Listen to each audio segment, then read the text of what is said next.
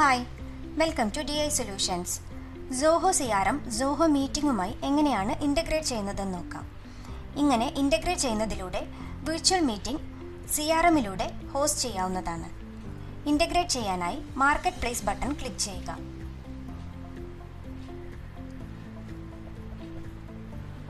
ഇവിടെ സോഹോ സെലക്ട് ചെയ്ത് കഴിഞ്ഞാൽ ഡിഫറെൻറ്റ് സോഹോ ആപ്സ് അവൈലബിൾ ആവുന്നതാണ്.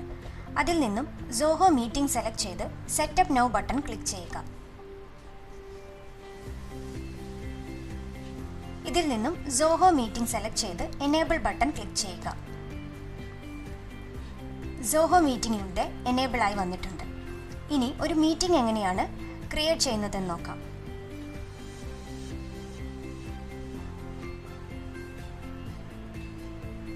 അതിനായി CRMൽ മീറ്റിംഗ് മൊഡ്യൂൾ ഓപ്പൺ ചെയ്യുക. ക്രിയേറ്റ് മീറ്റിംഗ് ബട്ടൺ ക്ലിക്ക് ചെയ്ത് ന്യൂ മീറ്റിംഗ് ക്രിയേറ്റ് ചെയ്യുക.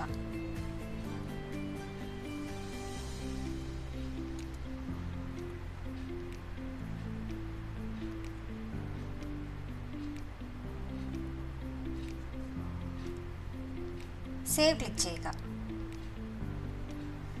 മീറ്റിംഗ് ഇവിടെ ക്രിയേറ്റ് ആയി വന്നിട്ടുണ്ട്. ഇതിവിടെ CRMൽ കലണ്ടറിൽ ആഡ് ആയി വന്നിട്ടുണ്ടാകും. അതോടൊപ്പം സോഹോ മീറ്റിംഗിൽ ഇത് ആഡ് ആയി വന്നിട്ടുണ്ടാകും.